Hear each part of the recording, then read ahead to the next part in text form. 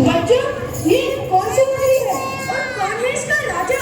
जहाँ टकी से ही बाजी है और टकी से है खाजा। अंधेर नगरी चौपड़ राजा, सगे से बाजी सगे से राजा। तू तो बच्चा ऐसी नगरी में है ना उचित नहीं। सेठ सब एक से जहाँ कपूर का पास, ऐसे देश को देश में कबूल न कीजिए बस। इसलिए बच्चा हम तो इस नगरी में अब एक क्षण भी नहीं रुकेंगे। गुरुजी, ऐसा तो संसार भर में कोई देश ना है। दो पैसा पास में रहने से ही मजे में पेट भरता है। मैं तो इस नगरी को छोड़कर नहीं जाऊंगा। और जगह मांगो तो दिन भर पेट भी नहीं भरता। रज बाजे गाजे दिन उपवास करना पड़ता है। सो तो मैं यहीं रहूंगा। देख बच्चा, पीछे पछताएगा। गुरुजी, आपकी कृपा से कोई नहीं होगा। मैं तो कहता हूँ आप भी रुक जाइए। नहीं बच्चा, हम तो इस नगरी में अब नहीं रहेंगे, लेकिन जाते हुए इतना जरूर कहते हैं, कभी संकट पड़े तो हमारा स्मरण जरूर करना। मैं आपका नित्य स्मरण करूंगा गुरुजी। प्रणाम। फिर भी कहता हूँ यहीं रुक जाइए। गुरुदेव, गुरुदेव।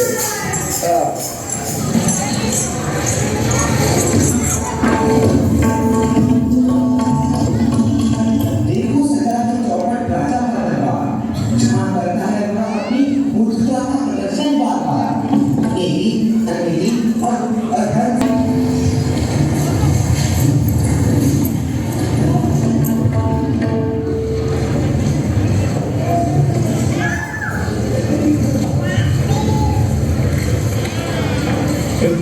शुरू किया।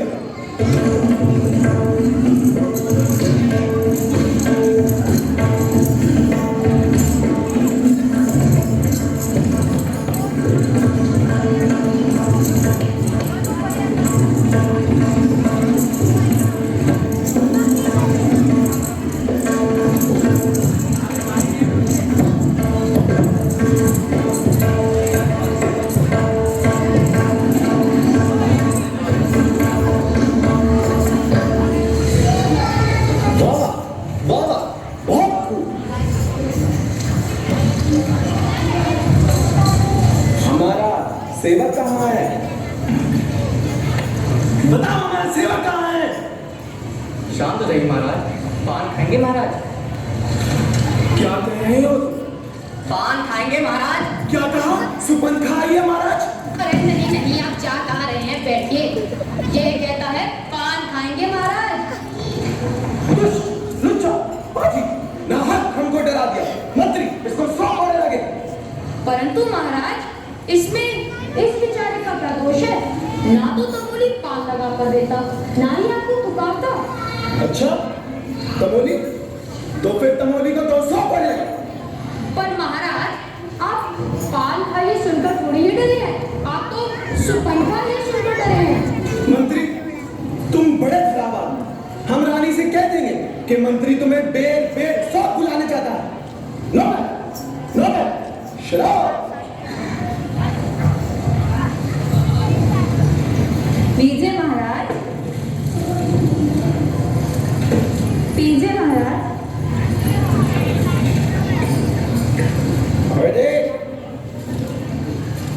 दुहाई है महाराज, दुहाई है, हमारा न्याय करो। कौन चिल्लाते हैं ये? पकड़ लो। जी महाराज।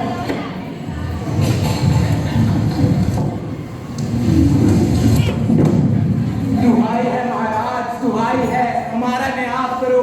चुप करो। तुम्हारा न्याय ऐसा होगा जैसे जम के अभी नहीं होता। बताओ क्या हुआ? महाराज, कल्लू बनिया की दीवार गिरी, सो हमारी बकरी उसके नीचे आ दबी। अच्छा, कल्लू बनिए की दीवार को पकड़ लो। महाराज, दीवार यहाँ नहीं लाई जा सकती। अच्छा, तो फिर दीवार का भाई बेटा आशना जो है उसको पकड़ लो। महाराज, दीवार ईंट और चूने की होती है, उसका कोई भाई बेटा नहीं होता। अच्छा, तो फिर कल्लू बनिए को पकड़ लाओ। जी महाराज। चलो उठो। क्यों बे बनिए? इसकी लड़की ओ इसकी बरकी कैसे मर गई? महाराज, बल्कि नहीं बकरी। हाँ सही बोला। इसकी बकरी कैसे मर गई बता, वरना अभी फांसी चढ़ा दो। महाराज, मेरा कोई दोष नहीं है। कारीगर ने दीवार ही ऐसी बनाई कि वे अच्छा, बनिए को बाहर निकालो, कारीगर को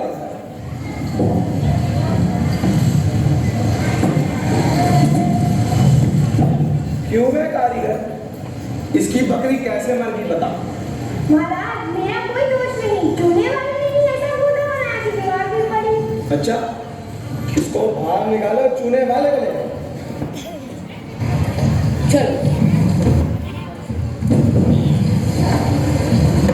क्यूबे खैर सोपड़ी चूने वाले, इसकी कुबरी कैसे मर गई बता। महाराज मेरी कोई गलती नहीं है, बिजली ने ही चूने में पानी ढेर से डाल दिया।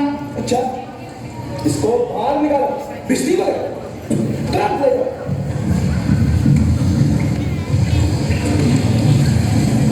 क्यों है बिजली? गंगा जमुना की कश्ती, तूने इसके चूने में पानी ढेर क्यों डाल दिया जिससे कल्लू बनिया मर गया?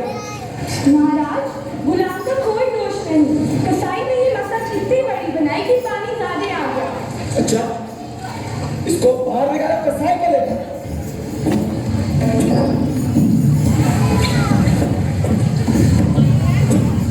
क्यों है कसाई? मशक ऐसी क्यों बनाई कि दीवार लगाए और बकरी दबाई? महाराज मेरा कोई दोष नहीं, गडरिया ने टक्कर से मेरे हाथ इतनी बड़ी गोली घुसी कि उसकी मशक बड़ी बन गई। अच्छा, कसाई को बाहर निकालो, गडेरिया को लेकर आओ।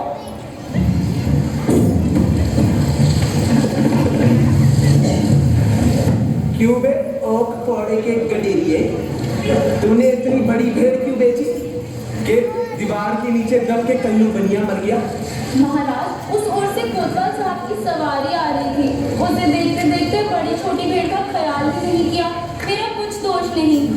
अच्छा, गडेरिया को बाहर निकालो, कोतवाल को तुरंत हमारे सामने पेश किया जाए।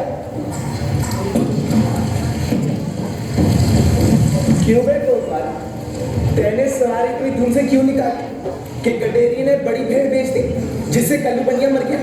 महाराज महाराज मैंने तो कोई कसूर नहीं किया, मैं तो शहर इंतजाम के वास्ते जाता था। ये तो गजब हो गया भाई, कहीं ऐसा ना हो ये बेवकूफ पूरी नगरी में आग लगा दे या फिर हम सबको फांसी पर चढ़ा दे। चुप कर, तेरी गलती है। तेने इतने दूर से सवारी क्यों निकाली कि बकरी मर गई? महाराज क्या महाराज है? चुप कर, मंत्री इसको सूली में चढ़ा दो। सूली पर चढ़ा दो इसे। दरबार पर खा। चौपट राजा सकाते भाजी सकाते खाजा अंधेरी नगरी, चौपट राजा अंधेरी नगरी, चौपट राजा ऊंच सब एक ही ऐसे जैसे मनुए पंडित जैसे जात पात पूछने कोई हरिओ भज सो खाओ साचे मारे मारे डोले धनी दुष्ट से संकर बोले ऊंच नीच सब एक ही सारा क्रम गठन ज्ञान गुजरारा अंधेर नगरी, चौपट राजा अंधेर नगरी, चौपट राजा, अरे चौपट राजा भैया चौपट राजा। क्या नगरी है भैया। हाँ हाँ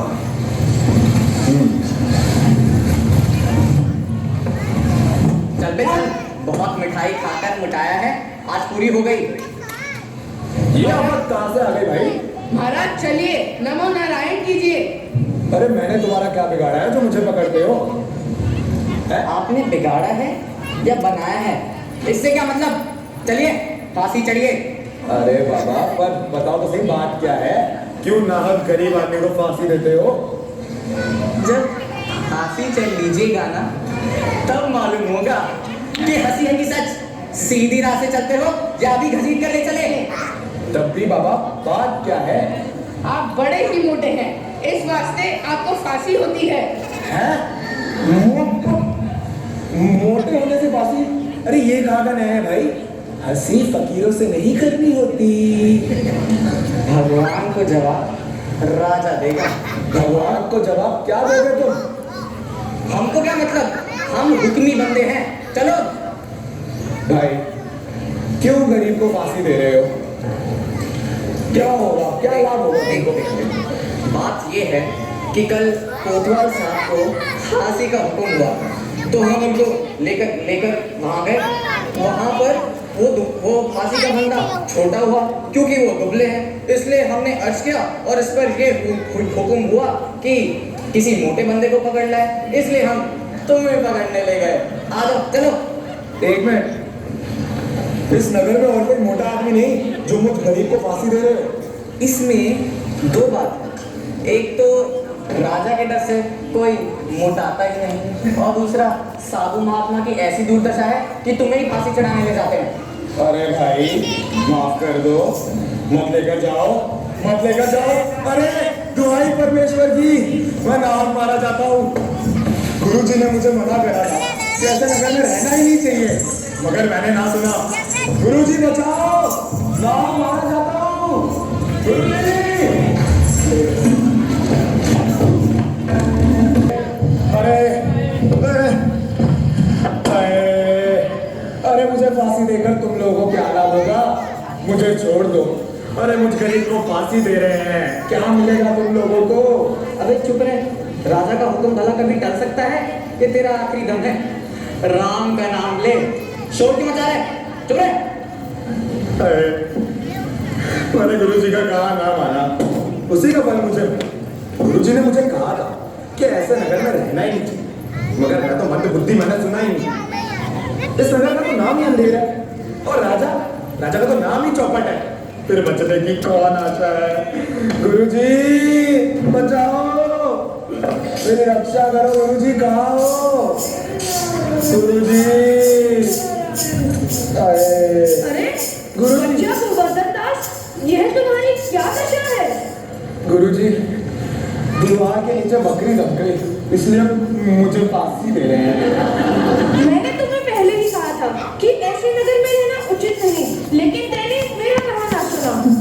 गुरुजी, मैंने आपका कहा ना माना, उसी का फल मुझे भोगना पड़ा। गुरुजी, आपके सिवा मेरा कोई नहीं है, आपके सिवा मेरा कोई नहीं, मेरी रक्षा करो गुरुजी। कोई बात नहीं बच्चा, सब सामर्थ्य है। तुम लोग तनिक किनारे हो जाओ, मुझे अपने शिष्य को अंतिम उपदेश देने दो। अगर तुम किनारे नहीं हुए तो तुम्हारा भला न होगा। हम पीछे हट जाते हैं, आप बेशक उपदेश दीजिए। दद्दू गुरुजी, फांसी हम ही चढ़ेंगे। नहीं बच्चा, हमें चढ़ने दे। नहीं, हम चढ़ेंगे गुरुजी, फांसी तो हम ही चढ़ेंगे। अरे इतना समझाया, हम बूढ़े भाई, हमें जाने दे। अरे स्वर्ग जाने में बूढ़ा क्या, जवान क्या, आप तो सिद्ध है, आपको गति है, गति से क्या, फांसी मैं चढ़ूंगा। भाई ये माजरा क्या है, कुछ बात समझ नहीं आ रही। सचमुच ये क्या कपड़ा है?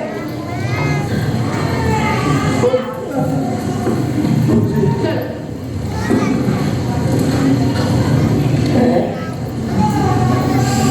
ये क्या बोलना है? महाराज, चेला कहता है कि मैं फांसी पे चढ़ूंगा और गुरु कहता है कि मैं चढ़ूंगा। कुछ बात समझ नहीं आ रही। बताइए बाबा जी, आप फांसी पे क्यों चढ़ना चाहते हैं? राजा, इस समय ऐसी शायद है, अर्थात ऐसी शुभ घड़ी है कि जो मरेगा सीधा वैकुंठ को जाएगा। फिर तो हम सब फांसी पर चढ़ेंगे।